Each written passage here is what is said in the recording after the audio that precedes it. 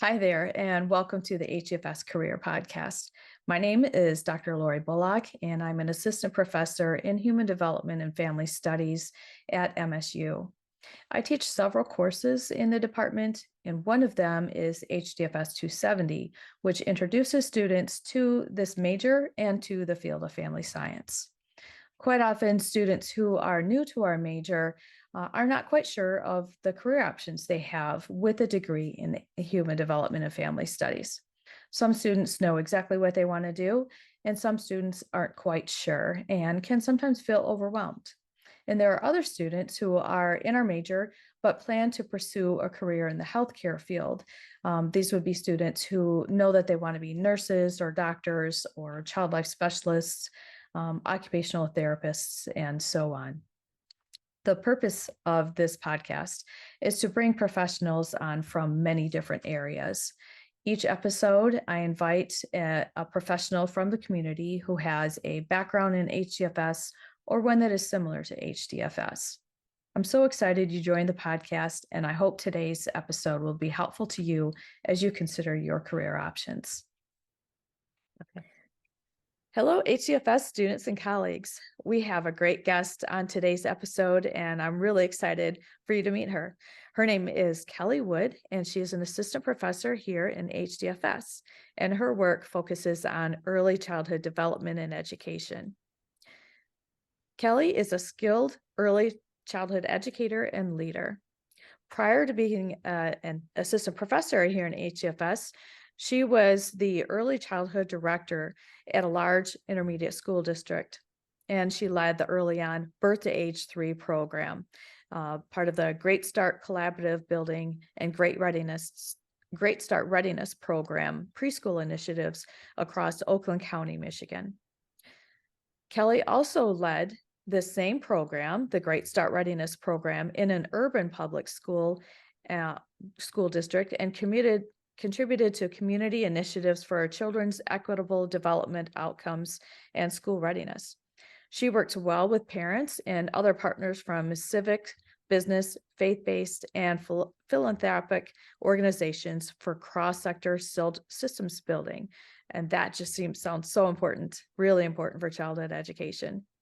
Kellye was the principal of a Michigan Reward Beating the Odds preschool through 3rd grade elementary school. She is adept at standards-based curricular and program development for an aligned early care and education system through 3rd grade, infused with the developmental sciences. As director of the Michigan MSU Childhood Development Laboratories, Kellye advanced early education, teacher preparation, and family engagement. She is a catalyst for excellence and system support for young children and families. Kellye is service-oriented and dedicated to ensuring children's equitable opportunities, educational success, and positive life outcomes. Kellye, thank you so much for joining the podcast today and sharing your experiences. I'm really excited for our students to learn from you and from the wealth of experience that you have. Thank you for having me. You're welcome. You're welcome. So let's get started with some questions. The first question that I have for you is, can you tell us a little bit about yourself and a little bit about your work here in HDFS? Sure. So I grew up as a teacher's kid, going to school with my mother, who taught kindergarten and 1st grade. In high school, I was a teaching cadet in the afternoon, and so I would walk through the high school, walk by the cafeteria, down into the elementary in this rather small school district, and spend about an hour and a half in her room every day. And so I was well schooled. Unfortunately, when I graduated high school, I was counseled out of the profession because there weren't a lot of jobs at that time. So I went to U of M, I majored in economics. I decided I'm going to law school, but something did not feel right. I found myself gravitating to U of M's preschool or developmental laboratory that they had at that time, standing at the fence and sort of just gazing longingly. So I ended up not going to law school. I went back and did another portion of an undergraduate degree on top of the economics so that I could teach in public schools in Michigan. Then I got a master's in child development here at MSU in our Human Development Family Studies program. And that really set me up well to have seen the best here at Michigan State at our child development laboratory, go out in the field and really work to promote it, support it, replicate it. And so I was a teacher for 7 years, kindergarten, preschool, 3rd grade. And then someone said, hey, maybe you want to be a principal. It's really not that different than being a teacher. And so I found myself an elementary principal, and it was pretty different, but I sort of transferred my fascination with how children think to fascination and the privilege of being sort of in the heads and hearts of those who do the work every day, our teachers. So I was an elementary principal and early childhood director for 16 years. That's sort of the heart and soul of my work. And then I did go to the intermediate school district level, which felt very odd the 4.5 years I was there, because there are no children there. And I was used to children underfoot, literally on your lap, under a table, during a meeting. So it took me a while to sort of acclimate to being just with the grown-ups. But I really enjoyed that work because I felt like it had a systemic impact. We were supporting 3,000 children across a county in southeastern Michigan for state-funded preschool. And we had a large early on birth to 3 support program, and then Great Start Collaborative building, where we're really working with Parent Coalition and families closely. So that was sort of the thing I did most recently before coming to Michigan State and coming home to our department and having that privilege to teach. I'm teaching curriculum, infant toddler development are the 2 main courses that I teach. So I've gone on since I got my master's here in child development. I got a specialist degree from College of Ed in educational administration, and I'm a doctoral candidate right now at Oakland University, down in the part of the state I was in before coming back home here to Michigan State. I'm a doctoral candidate and should be doing my research for my dissertation next semester and writing my dissertation this summer. So I'm a lifelong student, I guess. Yes, sounds like it. Lots Me of too. tuition. Yeah. Yeah. Me too. I didn't finish until 2014. So, well into my 40s. Yeah. Yeah. Well, yes. Yep. And so I do want to take a minute because you mentioned early on, I have a soft spot for early on because I did an internship there when I was pursuing my bachelor degree. And so for anybody watching who doesn't know what early on is, would you mind explaining that a little bit too? Sure. So that is our publicly funded support for children and families, children really prenatal or birth through age 3. So some of the children may developmentally not be where maybe more of the children are, or most of the children, according to our age appropriate expectations and hopes for children. So they may benefit from some additional support, which typically when the children are so young, it is home visitors going to where the children are. The children don't have to go to a center-based program. And so, and it's really about supporting families and caregivers, parents, grandparents, whoever it may be, just in sort of walking alongside, because this is a big job, parenting. And a lot of questions come up when you're a parent, particularly maybe a newer parent or a parent of a young child. And so it's just having that support, and then a individualized family support plan. So there's some structure to it. What is important to this family for their child? How might they like to see us support that? What will we do to support that?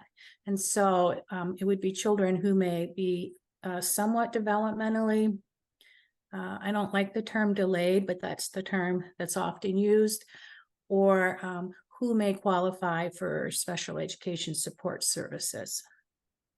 So a range of children And we might Yeah. also have things like play groups that families can bring children to. And um, it's just our earliest form of support, which is critically important before children are preschool or kindergarten age, that they and their families have been able to access this kind of really positive support.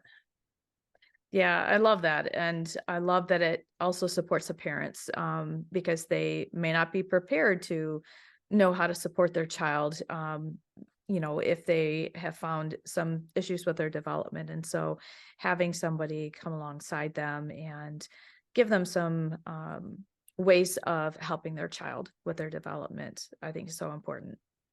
Yeah, so it was kind of like, don't worry, but don't wait. If you have a concern or question about your child's development, here is a place that you can reach out and ask your question. And we'll talk to you about your concern or your questions. And we can link you to additional like follow-up intervention, evaluation and intervention, so that you don't have to feel sort of alone or worrying about something about your child's development, learning, physical health, whatever it is. Yeah, that's so important because it can feel so stressful for parents if they don't know where to turn and what to do to help their child. And so Yeah, that's such an amazing service. Like I said, I have a soft spot for them, for that organization for early on. me too. Yeah. So when I read your bio, it says that you are the director of the child development labs here in the department. Can you walk us through what a typical day or week looks like for you as the director of the early childhood development Well, labs? I'm not a director there now. I was Oh, a okay. director like 2007 through 2009. And so I wanted to come back to the well where I had prepared to be an early childhood teacher. And it just happened to be a period where the labs were sort of between directors. And so I came back, I directed the campus CDL.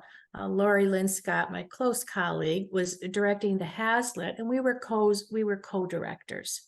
And it was hand in glove. I only left. I think I would have stayed here for the rest of my career, but I only left because I always wanted to experience urban education. And another one of our HDFS graduates who had a doctorate in child development had gone to Kalamazoo Public Schools, which is an urban district, and she was retiring. And we happened to see one another at a department event. And she said, "Hey, you might want to apply for this job." And so I did, and I ended up getting it. And, with regret, I left the labs, I left the university, but I've always been curious to have as many experiences in as many settings as possible. And I say that with a little bit of a caveat because I don't want to go to a place that's a step. I want to go to a place that is a place that I embed and I stay and I learn and I come to know the communities, the children, the families, the community members who touch children's lives in some way. So when I would go someplace, I would be there 7 years, 10 years. Uh, but over the course of a long career, I've had a few moves so I can experience rural, suburban, and urban early childhood education. Then I officially retired from the intermediate school district, but I really rewired, not retired, because now I'm back here at Michigan State. That's awesome. I love how strategic you've been with the experiences that you wanted to gain in order to learn, what children need to be able to learn well and what their families might need. And so I love that you have done that. And I like how you worded embedding yourself. Um, Sounds like within the culture of the area that you're in, where you end up. Yeah, apartments, homes. Sometimes there's sort of a joke with educational administrators. You sort of leave a trail or a wake of mortgages behind you because when you might go to another experience, changing where you live can be a bit major sometimes. And so it takes a while to sort of reorganize all of that. but I never cared so much about that. I just was really curious to get to work with and serve, hopefully, lots of different people. That's great. And so now you help to train future future educators within the department with the courses that you teach. And Yeah, it's really a nice full circle moment for me. I remember when my mother retired, and she once said something like, I just feel like I took a lifetime to develop what I know about children and teaching, and I don't have anyone to give that to anymore.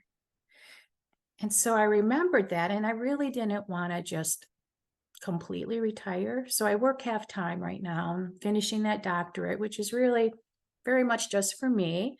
Um, though I hope it will help me, be do an even better job, I hope, for our department as an instructor and a professor.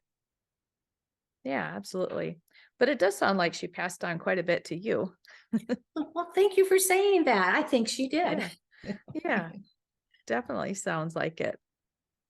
And so, it based on how you described, your career path, um, I think I knew the answer to this, but it sounds like you always knew you wanted to be in education, but like you mentioned, you were kind of counseled out of that because of jobs and things like that.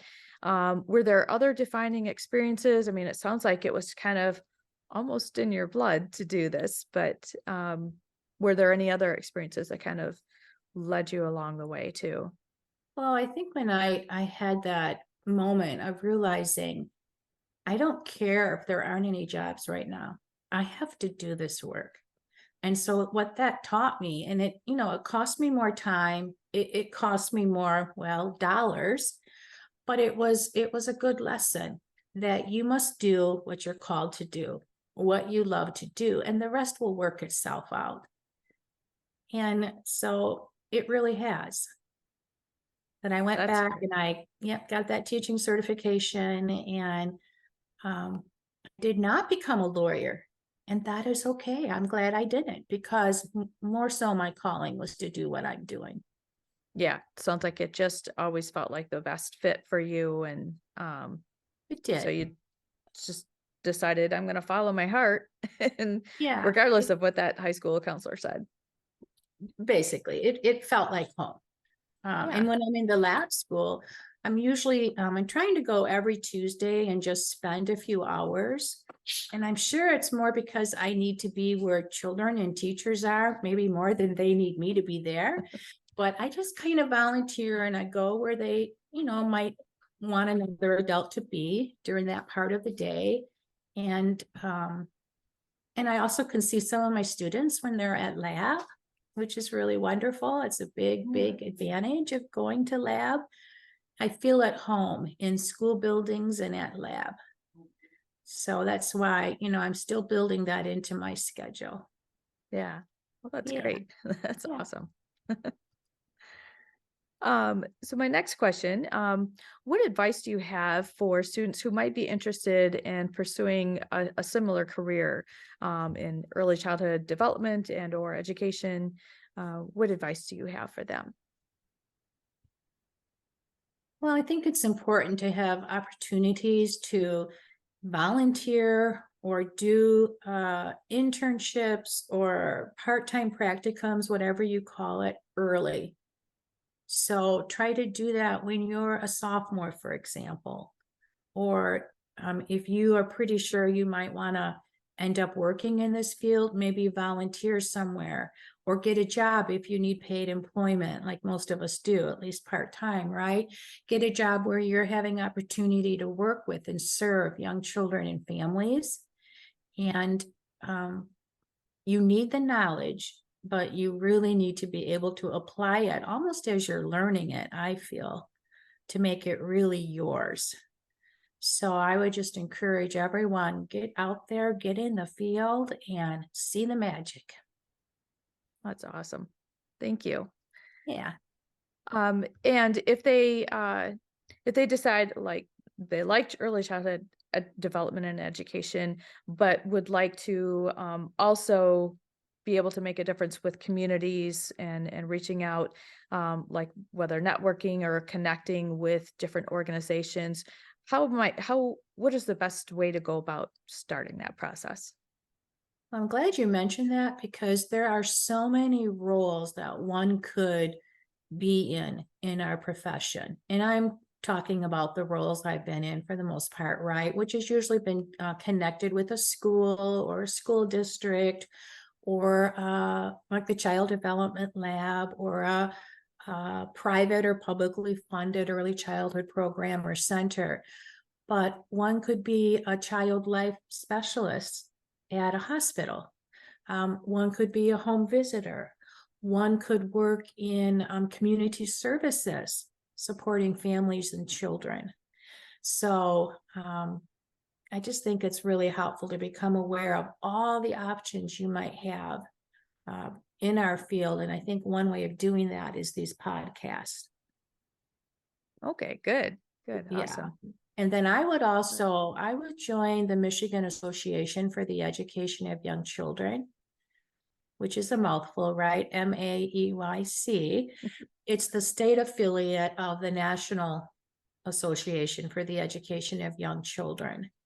I've been a member of that since, oh my gosh, I was in my mid 20s, I think.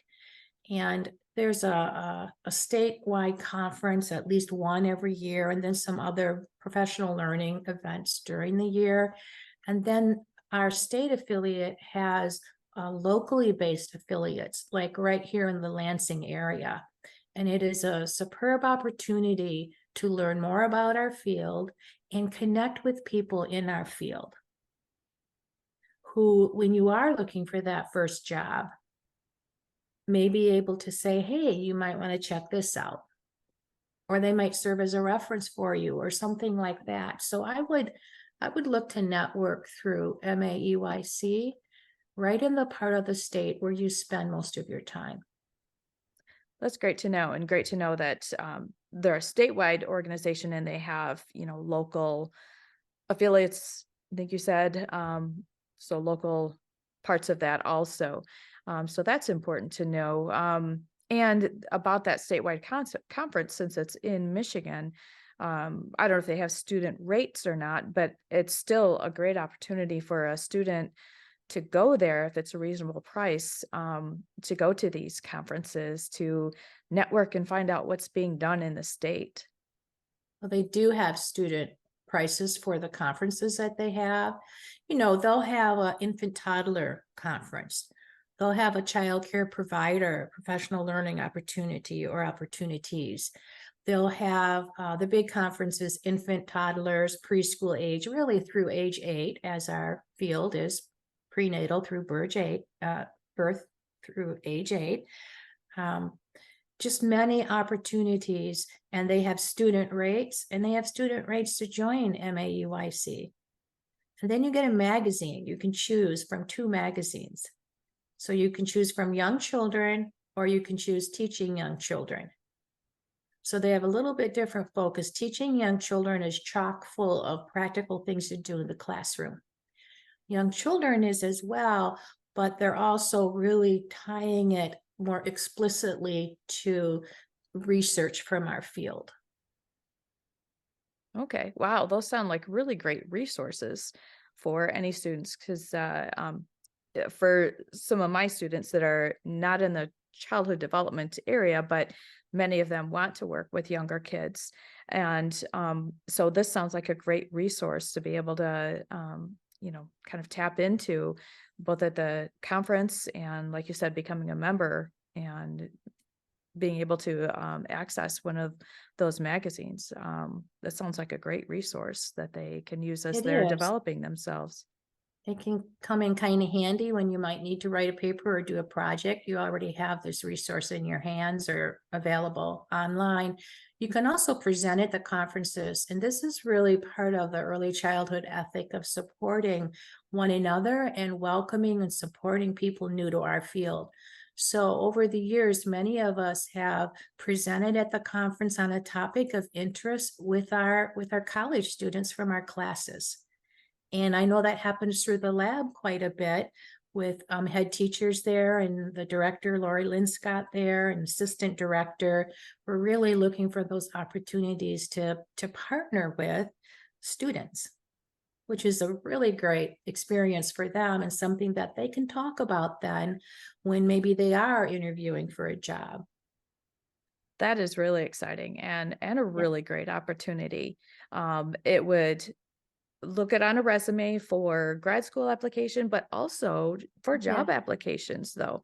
Like you mentioned, just knowing that if they're going to apply for a job where they want to work with young children, um, being able to say, I presented on this topic. And so And it's that's, just really, I mean, it's just really fun to go to the conference and see hundreds of people who are in the field that you're in and get to talk with a lot of people and see some people you know, but meet a lot of new people.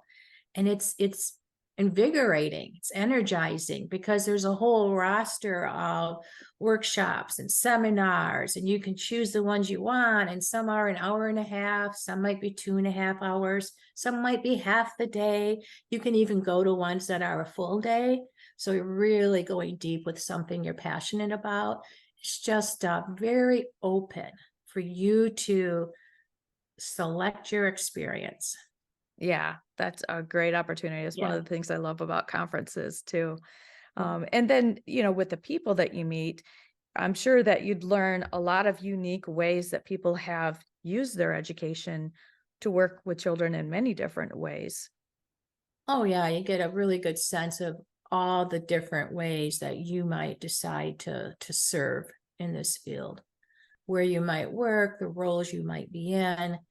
If you want to work directly at the most important point of service, which is wherever the children or families are, or if in time, sort of like I did, you want to work at uh, you're not with children every day, but you're doing something to systemically connect our early childhood services and programs for children and families, because it can be quite a lot for families to figure out where do you go if you have question or concern about your young child.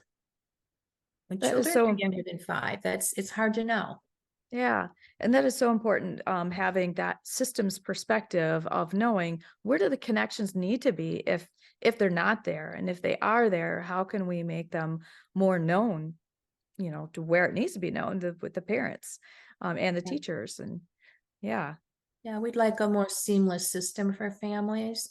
When children get to be school age and children are in a private school or in a public school, it just seems a little easier for families because they have that school center to ask someone, hey, where do I get help with this or whatever it is. But before children get to about age 5, it can be really hard to know where to connect with positive support. Yeah, absolutely. Yeah, That's great. You've talked about some really great resources, so I hope that helps our students. I hope so too. Yeah. Um, are there, like, do you know if there are clubs within the MSU campus that help students gain some experiences or meet other people who are doing some things and maybe even some volunteer experiences that they can learn about through there? Well, I know that there are, and I know that a lot of our students who are preparing to be early childhood educators, they can access that through their child development laboratory experiences. So we have some groups there that are really uh, doing things at the point of service, things for families, maybe through the labs and some other ways. So that's a possibility. I know there got to be other, yeah, groups on campus. I just don't know exactly what they are at the moment or Okay. yet. But that's a Yeah. good thing I got to go learn about Yeah. when No I problem. finish that doctorate Yeah. In your spare time. in my spare time. Yeah. Yeah. Um, I have two questions left. Knowing what you know now, what do you wish you had known early in your college career or early in your career?